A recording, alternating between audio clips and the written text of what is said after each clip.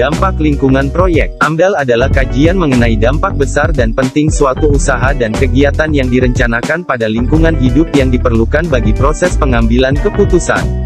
AMDAL merupakan salah satu alat bagi pengambil keputusan untuk mempertimbangkan akibat yang mungkin ditimbulkan oleh suatu rencana usaha dan/atau kegiatan terhadap lingkungan hidup guna mempersiapkan langkah untuk menanggulangi dampak negatif dan mengembangkan dampak positif.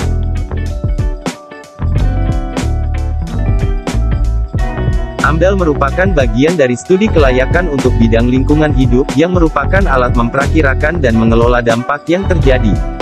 Dalam prakteknya AMDAL diatur oleh pemerintah dengan ketentuan yang sangat rinci, dalam Kepala Bapedal No. 9/2000 tentang pedoman penyusunan AMDAL.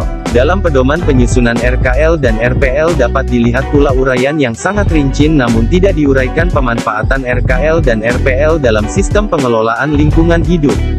Hal tersebut menunjukkan kekakuan peraturan tentang AMDAL dan sistem birokrasinya akan mengakibatkan terkekangnya perkembangan teknologi AMDAL. Dengan demikian teknologi AMDAL sangat statis. Hal tersebut dapat diketahui bahwa PP No. 29/1986 tentang AMDAL dan peraturan yang terbaru tidak mengalami perubahan dan perkembangan.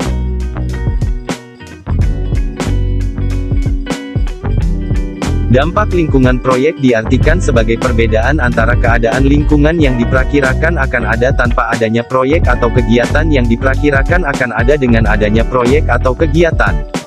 Dampak dapat bersifat positif, menguntungkan, atau negatif, merugikan. Kesalahan umum, seringkali dampak berkonotasi negatif.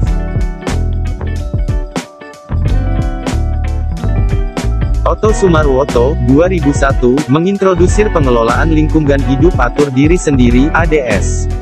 Pengertian ADS adalah pemrakarsa bertanggung jawab menjaga kepatuhan dan penegakan peraturan perundang-undangan lebih banyak ditanggung oleh masyarakat. Pendekatan ADS dipelopori oleh pengusaha dengan alasan adanya kebebasan untuk mengatur diri sendiri.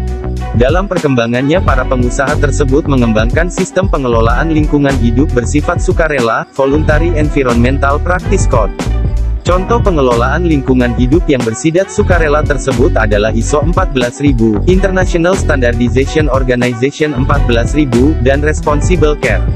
Malah ada perusahaan di USA yaitu 3M, sudah membuktikan bahwa teknologi yang bersifat cost efektif yaitu Polluter Pays Principle cukup baik untuk menangani masalah pencemaran.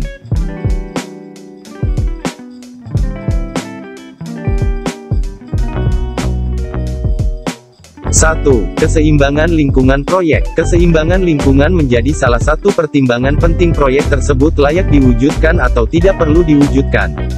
Jika proyek tersebut mengganggu keseimbangan lingkungan maka rencana proyek tersebut perlu ditunda dulu bahkan digagalkan terlebih dahulu jika memang fatal dampaknya.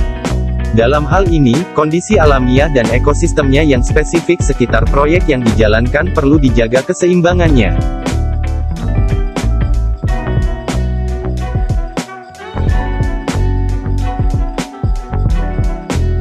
2. Tersedianya rencana induk pengembangan. Adanya rencana induk pengembangan akan merangkum rencana-rencana kawasan proyek dan sekitarnya. Rencana induk pengembangan ini berfungsi sebagai upaya menjaga keseimbangan lingkungan serta menjaga keserasian kawasan proyek dengan aspek sosial budaya pada kawasan proyek. Rencana induk pengembangan yang dibuat oleh organisasi proyek, akan memuat jelas manfaat keberadaan proyek tersebut bagi kawasan proyek dan masyarakat sekitarnya.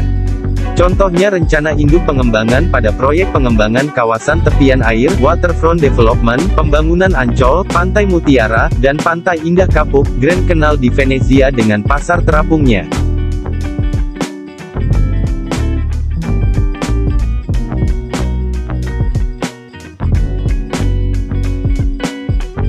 Konteks sosial budaya pada kawasan proyek dan sekitarnya. Kawasan proyek sebagai dari kawas sosial budaya masyarakat sekitar, perlu menghargai, melestarikan, dan menjaga pemeliharaan kawas sosial budaya masyarakat sekitar sebagai refleksi proyek yang berwawasan lingkungan, misalnya pelestarian potensi budaya, pelestarian peninggalan budaya yang bernilai sejarah, jalur-jalur historis bangsa, membangun prasarana pengembangan sistem dari pemasaran hasil ekonomi, sosial, dan budaya masyarakat sekitar dan sebagainya. sebagainya. Hal ini akan memberikan warna pembangunan proyek yang memihak pada kepentingan publik dan memikirkan keberlangsungan hidup suatu tatanan sosial masyarakat untuk jangka panjang.